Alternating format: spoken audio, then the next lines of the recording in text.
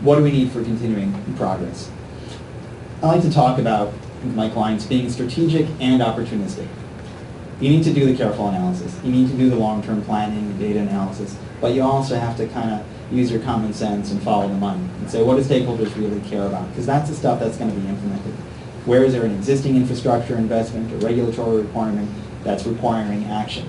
Use that to start, because we need tangible successes, visible examples in order to generate the enthusiasm and support for long-term implementation. And again, collaboration is key. I was really pleased with our work in Washington, D.C. The District Department of the Environment said, yep, you can bring the private sector to the table from day one.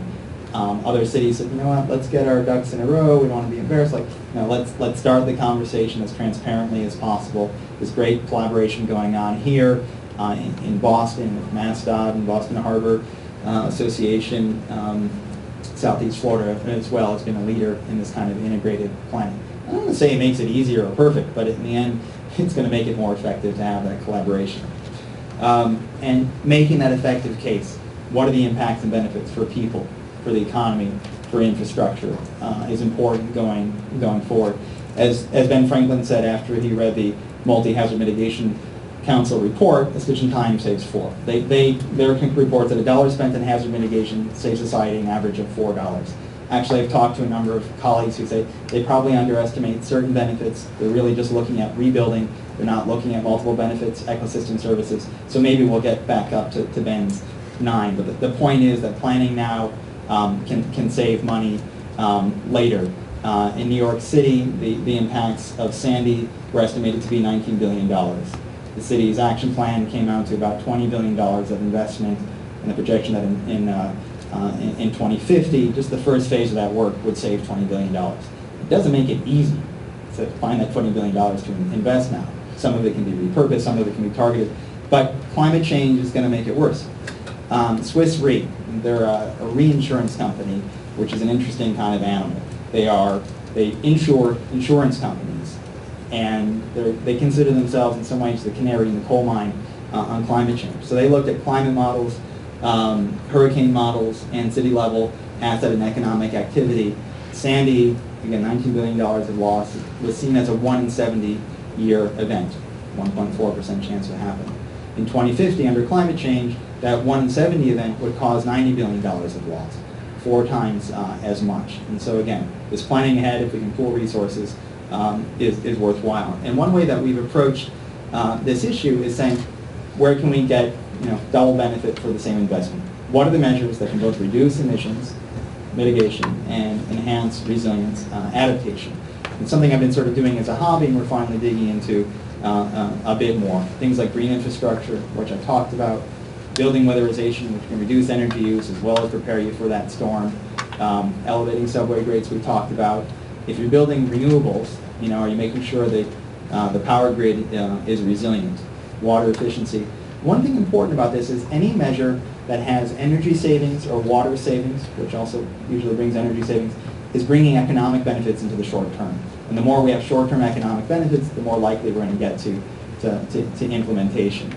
I talked about the polar bears and saying this isn't about the Arctic. This is about our local communities. But when I saw this photo in 2012 of Glacier Bay on the right, that's me on the left 30 years ago as a teenager. I had this amazing month-long camping trip in Alaska.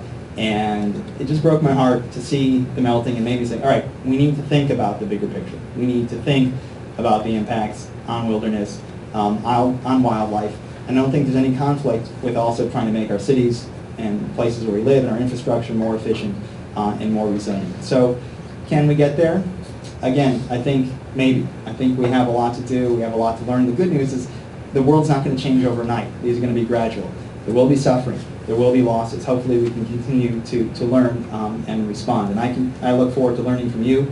My contact information is here. My colleague Shami Gvardi. Please be in touch. I think we have a little time for Q&A, and I appreciate your attention.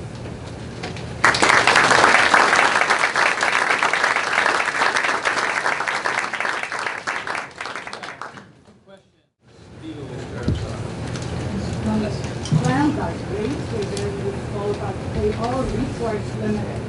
I haven't seen in the literature any sort of proposal to involve the large insurers and reinsurers in creating some sort of national fund.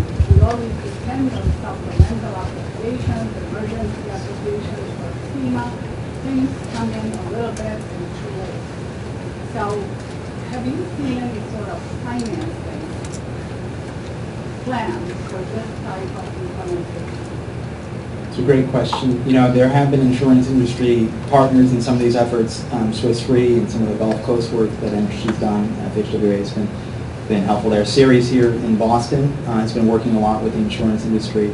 And it's a big problem. We have huge liabilities at the federal level. States like Florida face big liabilities. If I heard you right, I think you were saying, you know, is there some sort of, making up the numbers, is there some sort of small fee or some sort of rider that can come out to fund resilience measures? I think it's a great idea. The reinsurance industry has been more involved in climate adaptation. The European reinsurance industry more so than the U.S. And the sort of commercial insurance industry, with a couple exceptions, sort of less involved, but a number of states are getting involved there. And I think that's there's this whole world of sort of hazard mitigation planners that would like to see that sort of thing. So I think it's a great idea. Something like the strategic petroleum reserve could be a strategic emergency reserve. So in Quebec, we have a strategic maple syrup reserve. So if we can do this for something even more important, that'd be great. Other questions? We also can take them from the webinar. Yes. Are there any requirements presently at the federal level that require adaptation plans for transit, highway, or air service? The question was, are there any federal requirements to require adaptation plans for transit, highway, or other transportation systems? I don't know of requirements per se. I think that the department's approach has been much more about capacity building using the pilots. There were some ideas in the transportation bill that didn't make it through committee to kind of have some resilience plan requirements, but this issue that Georgetown asked about risk management plans and MAP 21 may provide an entree for bringing that discussion forward. And if someone's on the line or in the room who knows something different about that, please correct me. Yes. I'd be curious to hear your experience dealing with stakeholders at various levels, local, state, federal. Who are the main drivers between funding these implementations, who don't really believe the climate change science, who don't agree with it? I mean, what's your experience been with that? Mm-hmm. The question was about how do you, in stakeholder environments, when there's someone who doesn't believe or challenges climate science, how do you move forward constructively? That was a question a little bit. I haven't chosen to dive in those situations. We've been working in places where we can start with the basic science and move forward. But frankly, there's not a big difference because, for example, we have an office in Brussels. An industry there, accepts climate change science, but they're still going to fight for their own economic interests when it comes to regulation. When it comes to a community, you can look at the scenarios, but again, it comes down to what is sort of the practical solution. So I think Entergy Corporation has done this quite effectively. Louisiana and Texas. Tell you what, they're not going into those communities and starting the conversation with climate change, but they know about severe weather. They know about extreme storms, and they say, all right, are we ready for the current climate? And by the way, if you believe these scenarios, it could get even worse. But again, starting the conversation with are we ready for the current climate? I'm pleased that Volpe, used the word in this topic. I think we have to do that. But then, most of the discussion is not about climate modeling. It's about more practical issues. If we find the answer to that question, we'll go down and share it with the House. Yes. Given the level of uncertainty involved in some of the climate projections, so NOAA's sea level rise scenarios, for example, they're sort of a pretty wide range. They may go up to something like 6 meters or something like that, and so low. What has your experience been like trying to talk to different stakeholders, turning scenarios into probabilities, getting to the point where you say the following things could happen? How do you define the threshold at which they should either plunge or stop worrying, or save that for the second round of adaptation, or how have those conversations gone? I'd say mixed. And sometimes the range is so wide as to be meaningless in some ways. And then it's then asking about, okay, what's the timing of that? All right, that's a few decades out, so we can wait. So in some ways, I think your question may provide the way I'd approach the answers. Engineers want one number. What am I designing for? One of the things that came up in the workshop was maybe you have some evolving standard. The same way the 100-year storm, the 1% probability storm is evolving. If you think of some sort of dynamic standards so you don't have to redo them each time, might be one sort of practical way to approach that. And some of that happens with updating flood maps. But I think that also becoming more comfortable with making decisions with some range of uncertainty, and also not just based, the same thing, but not based on just past experience. And this is an area where there is need for more technical assistance and understanding, Washington, D.C. I mean, the most likely, the biggest storm surge they've seen, I think, was Isabella, something like 12 feet or whatever. But some modeling shows they could hit 20 feet under a hurricane hitting in North Carolina and pushing water. So what's the probability on that? I asked a modeler, and he said, "Did you take statistics 101?" We can. And so, but there are statistical techniques to start to do that, to look at different storm sets, to see how those would interact, and get the discussion going. And I think it comes down to also, when is this infrastructure going to be replaced anyway? Sort of what's that time? Are there other sort of variables? So that's a long way to say, I don't know, and you hit on one of the key issues of discussion. But again, knowing those local conditions, state of repair or disrepair, may tell you where you need to focus resources much more than the climate model output. We have a webinar. Yes. Are electric car systems carbon mitigated? And is this a strategy that CCAP endorses?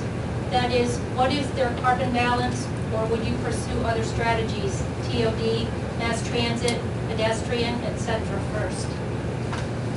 We need it all. Electric cars are as carbon intensive as their power generation source. So again, looking at sort of sector interactions, as we decarbonize the grid, hopefully, then electric cars become cleaner and cleaner. Certainly they're huge air quality benefits, and frankly, it adds some redundancy.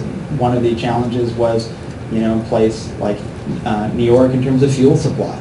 So if the grid's down, maybe the oil's still flowing, or vice versa. So it makes sense along those lines. But in terms of mitigation, talk about three legs of the stool: vehicle efficiency, fuels, travel demand. We need all of them.